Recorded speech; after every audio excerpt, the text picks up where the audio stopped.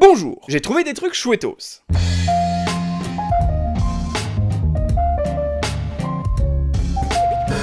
Au cours de l'histoire, les phénomènes aérospatiaux inexpliqués ont toujours fasciné l'être humain, et ont façonné la mythologie ufologique. Et si nous n'étions pas seuls dans l'univers?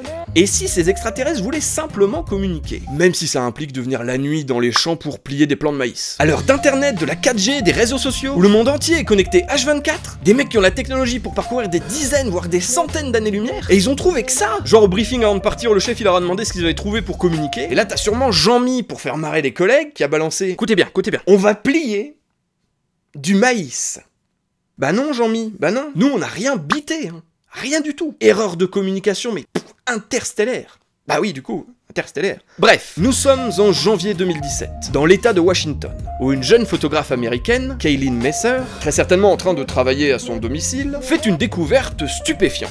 Dans son flux d'actualité, entre un article OMG Dr Nozman ne ressemble plus à ça et un générique de série où les instruments ont été remplacés par des cris de chèvre, Kaylin découvre une info assez insolite. Un gigantesque disque de glace découvert sur la Middle Fork Snoqualmie River. Ni une ni deux, elle attrape son appareil photo, saute dans sa voiture et fonce vers le lieu indiqué. Arrivée sur place, elle se retrouve face à cet étrange disque de glace et en profite pour le filmer. Bon, j'avoue, je me suis laissé un petit peu emporter par mon intro. Ça n'a rien d'extraterrestre ni même de paranormal. Ce qui s'est passé, c'est qu'une plaque de glace s'est détachée et s'est retrouvée bloquée par d'autres morceaux de glace en aval du cours d'eau. Mais avec le courant, la plaque s'est mise à tourner sur elle-même, et au fur et à mesure, en raclant contre les blocs de glace, elle s'est transformée en disque. D'ailleurs, on peut voir sur ces images des copeaux de glace au niveau de la zone de frottement. Alors cette hypothèse de la plaque de glace qui se met à tourner et qui racle contre la glace fixée sur la berge est tout à fait plausible. Mais en cherchant un peu sur le net, je suis tombé sur une publication qui parle d'une expérience qui a été menée à l'université de Liège, qui démontre en gros que la rotation est plutôt liée à une différence de température. Je vous explique. Partons du principe que l'eau de la rivière est plus chaude que la glace. L'eau qui est directement en contact avec le disque est donc refroidie. Et comme vous le savez sans doute, l'eau froide est plus dense que l'eau chaude. L'eau qui est en dessous du disque coule au fond et est remplacée par de l'eau moins froide, et ainsi de suite. Et ce mouvement d'eau crée un vortex qui entraîne le disque. Alors je peux pas affirmer que c'est exactement ce qui se passe, mais voilà, faut prendre en compte ces deux hypothèses. Toujours est-il que c'est pas banal comme formation naturelle, même si sur internet je suis tombé sur 2 ou 3 cas similaires.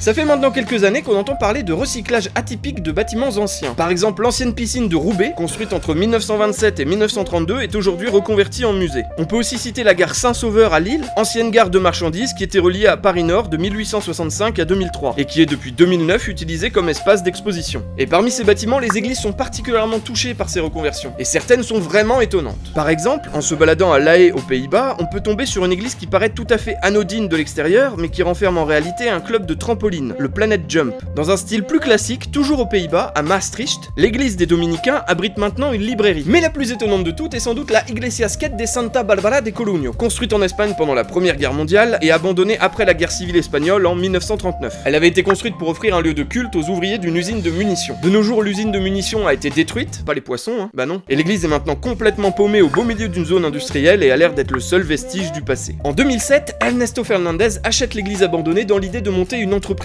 Mais à cause de la crise, le projet n'a pas abouti. Mais vers 2012, il a eu une idée géniale, transformer l'église en skatepark. Pour ça, il réunit des amis passionnés et monte l'association Church Brigade. La première rampe est installée en 2012 et petit à petit, le skatepark prend forme, même si l'argent ne coule pas à flot. Mais un jour, grâce à la page Facebook, l'artiste Okudo San Miguel remarque le lieu et est très chaud pour décorer entièrement les murs et plafonds de l'église. San Miguel, c'est un gars qui a déjà de la bouteille dans les peintures murales et on voit qu'il a pas peur des très grandes surfaces. Genre vraiment pas. Dans son style pictural, on sent le surréalisme de Dali, évidemment. Et ça me fait aussi pas mal penser aux mosaïques de Gaudi. Mais je pense que je fais des associations d'idées, vu qu'il est espagnol. Et donc San Miguel va tomber instantanément amoureux de l'église et du projet. Mais un projet comme ça coûte très cher. Ils vont donc contacter des marques pour sponsoriser le projet. Parmi elles, Red Bull, qui a l'habitude de bosser avec des événements sportifs, notamment de glisse, Montana Colors, une marque de bombes de peinture, et Miller, un fabricant de planches. En plus de ça, il lance un crowdfunding pour faire grandir le projet et le faire connaître. Les travaux commencent, ça scie, ça ponce, et San Miguel peut enfin commencer à peindre. Ils étaient 4 peintres en tout et ils ont bouclé le projet en 7 jours. 7 jours pour un projet dans une église, c'est rigolo. Même si je pense qu'ils se sont pas forcément reposés le 7ème jour. Ouais, je pose une référence biblique, qu'est-ce que tu vas faire? Encore aujourd'hui, San Miguel considère la Iglesiasquet comme sa chapelle Sixtine à lui. Et je lui accorde, ça pète définitivement la classe. La nature est parfois très belle et très bien foutue. Bon, ça saute pas à la gueule quand on voit la tronche des râteaux pnus, mais bon. Ah, mais une peau plissée comme ça, si tu la tends bien avec des sardines, tu peux mettre 3 familles de campeurs là-dessous. À l'aise. Oui, donc la nature est bien foutue, surtout quand il s'agit de bouffer. Et certains mettent au point des stratagèmes assez fous. On part en Nouvelle-Zélande dans les grottes de Waitomo pour découvrir Arachnocampa luminosa. Pas forcément super sexy dans sa forme adulte, mais dans sa forme larvaire, ça donne ça. Chaque point lumineux, c'est une larve qui se déplace dans une sorte de tube de mucus. Et pour se nourrir, elle déploie de longs filaments de soie recouverts de gouttes de glu. Et pour attirer les proies, elle allume son appendice bioluminescent. Quand un insecte se fait prendre, elle remonte le fil en le mangeant pour recycler la soie. Ce mode de piégeage me fait carrément penser au barnacle dans la série de jeux vidéo Half-Life. Des sales bestioles collées au plafond qui laissent pendre un fil pour choper leur proie. Bref, les grottes de Waitomo font partie des plus belles grottes du monde. Et quand j'ai vu cette vidéo sur YouTube, j'ai absolument voulu vous montrer ça. Rien que pour le plaisir des yeux. Si vous voulez approfondir le sujet, le pote Pierre Kerner a pondu un article sur son blog. Le lien est dans la description. D'ailleurs, en parlant de Pierre, il a lancé un Tipeee pour la réalisation de ses vidéos. Il s'occupe de l'écriture et je m'occupe du montage. On a déjà fait une vidéo ensemble et c'était cool. Donc n'hésitez pas à aller voir cette vidéo qui devrait s'afficher ici en fiche quelque part. Et si ça vous plaît, donnez des sous sur Tipeee. Voilà, c'est la fin de cette vidéo. Si elle vous a plu, n'hésitez pas à la partager, à mettre un pouce bleu. Et moi, je vous dis à la prochaine. Allez, au revoir.